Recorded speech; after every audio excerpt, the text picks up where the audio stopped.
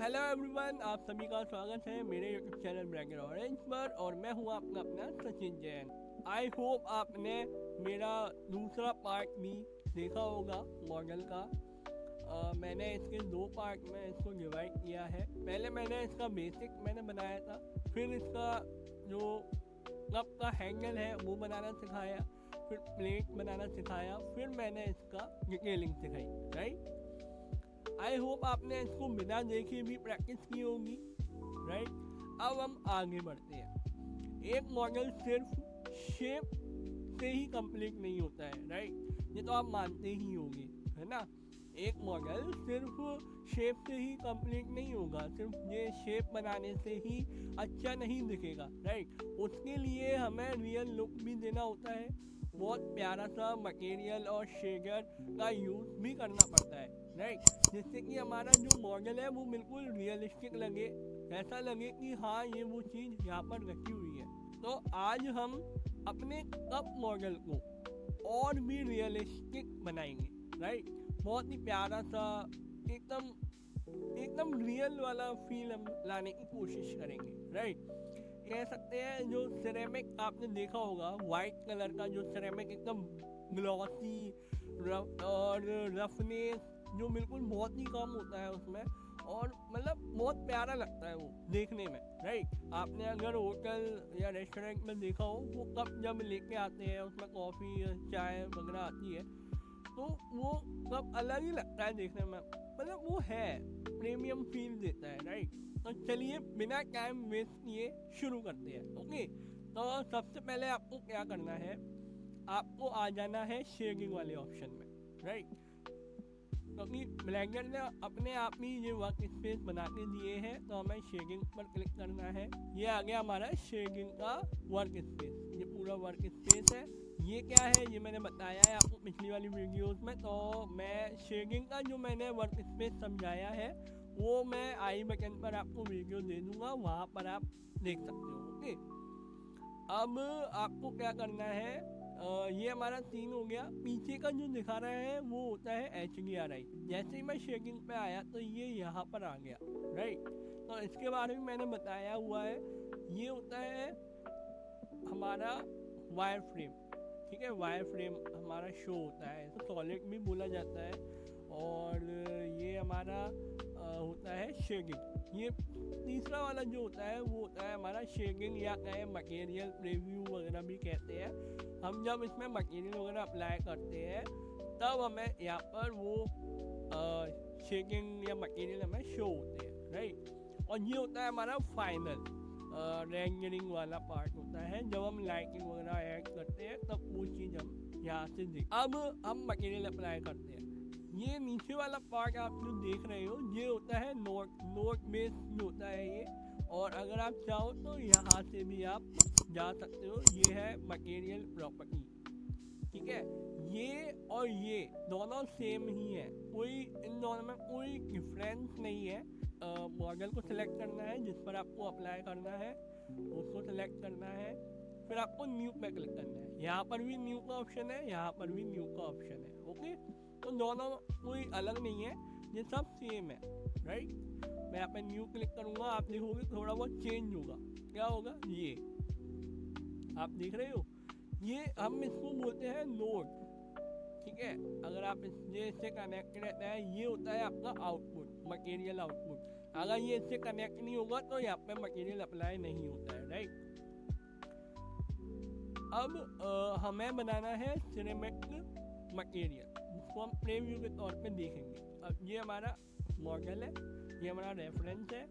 अब हम क्या करेंगे, हम इसका वाइट कलर करेंगे। अब ये वाइट यहाँ पर है, अभी हम इसको प्योर वाइट करेंगे। ठीक है, ओके, अगर हम चाहे तो ये देखो रेड कलर का ये चेंज हुआ।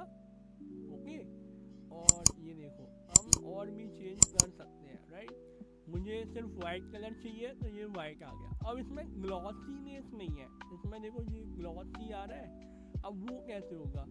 राइट, तो जैसे ही मैं यहाँ पे कुछ चेंज करूँगा, जैसे ही ग्लॉसीनेस आएगी तब आप यहाँ पर देखना सेम वही प्रॉपर्टी यहाँ पे यूज हुई होगी। मॉडल को देखो और इसको देखो, इसमें थोड़ा रिफ्लेक्शन है, ग्लॉसी है।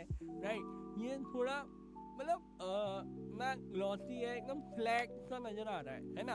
तो क्यों नजर आ रहा है? क्योंकि इसमें रफनेस जो है बहुत ज्यादा है, बहुत ज्यादा है। मतलब आप ये समझिए इसमें ग्लॉसीनेस है ही नहीं, तो मतलब हमें इसका जो रफनेस है वो कम करना हो। ठीक है, अब सेम यहाँ पर देखें, यहाँ पर भी हमारी सेम रफनेस है जो कि 0.5 है।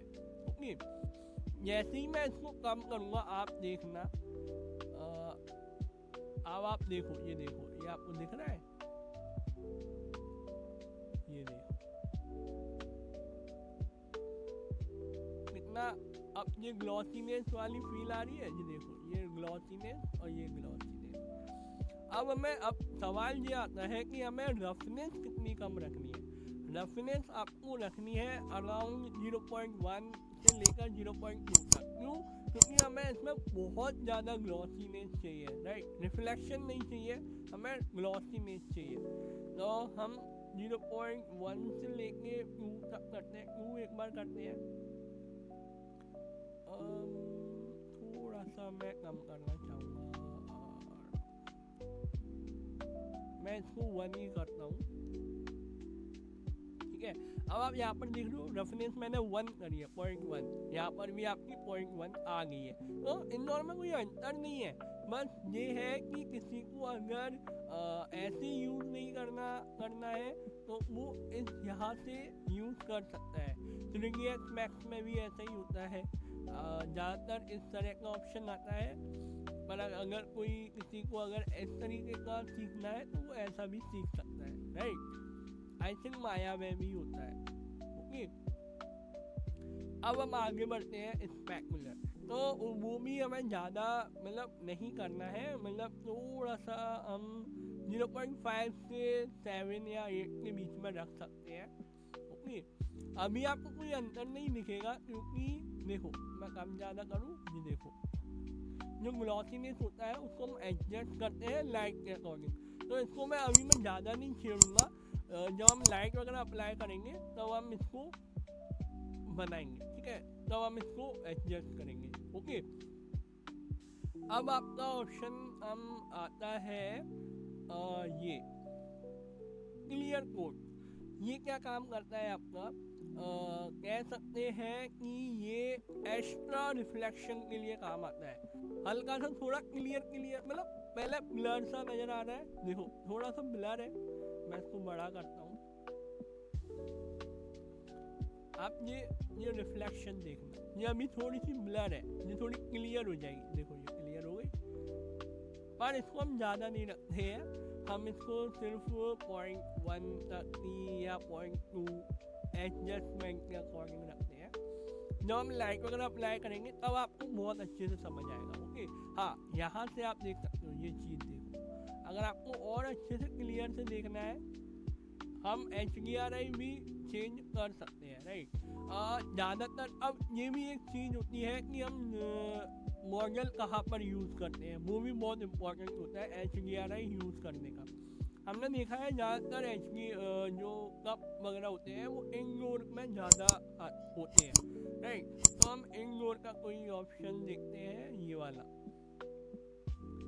ये हमारा इंडोर का ही है। तो इंडोर की जो लाइट आएगी ये आपको बहुत अच्छी से रिफ्लेक्शन दे रही है, राइट। ऊपर से देखते हैं तो देखो ये कितना कूल लग रहा है ना।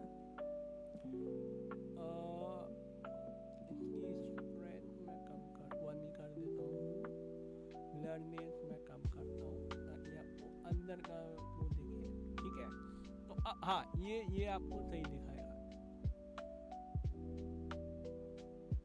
ये देखो है ना, लाइट को मैं एडजस्ट कर रहा हूँ। सीन लाइट अभी हमने ऐड करी नहीं है और सीन वर्क में अभी हमने कोई लाइट ऐड करी नहीं है। ठीक है, कोई प्रॉब्लम नहीं है। अब आप ये देखो थोड़ा सिनेमैटिक लग रहा है, राइट। अब इसमें हम और रियलिस्टिक, अब ये हमारा सिनेमैटिक वाला मटेरियल तैयार है। ठीक है, ये वाला मटेरियल हमारा तैयार है। अब हमें वापस से क्या इसमें भी अप्लाई करना होगा, है ना, इसको इसमें भी हमें अप्लाई करना होगा मटेरियल, क्योंकि पर यहाँ पर एक चीज़ कॉमन है क्या कि इसका जो मटेरियल है वो सेम इसी का है, ये भी सिरेमिक है वाइट में और ये भी सिरेमिक है वाइट में। तो क्यों ना हम इसी का जो हमने प्रॉपर्टी हमने जो यहाँ पे अप्लाई किया है उसी को हम कॉपी करके इसमें नहीं रख सकते? ऑफकोर्स रख सकते हैं। वो कैसे? उसका ऑप्शन आता है आपका ये यहाँ पर न्यू के बगल में ये मटेरियल का ही ऑप्शन होता है। यहाँ पर ये पूरी लिस्ट देता है, आप जितने भी मॉडल पर आप टेक्सचरिंग मटेरियल वगैरह अप्लाई करते हो यहाँ पर पूरी लिस्ट आ जाती है, राइट। तो अगर आप चाहो तो उस मटेरियल या टेक्सचर को किसी और मॉडल पर भी अप्लाई कर सकते हो, तो उस आपको कहीं और जाने की जरूरत नहीं पड़ती या दोबारा बनाने की जरूरत नहीं पड़ती। लेकिन अब जैसे आप देख रहे हो, जैसे मैं इस पर जाऊँ, यहाँ पर देख रहे हो आपको पता नहीं चल रहा है कि इसमें से अपना वाला कौन सा है, जो वाला कौन सा है। तो उसके लिए हम क्या करते हैं, इस वाले इसको हम सिलेक्ट करते हैं और इसमें हम नाम देते हैं, ठीक है।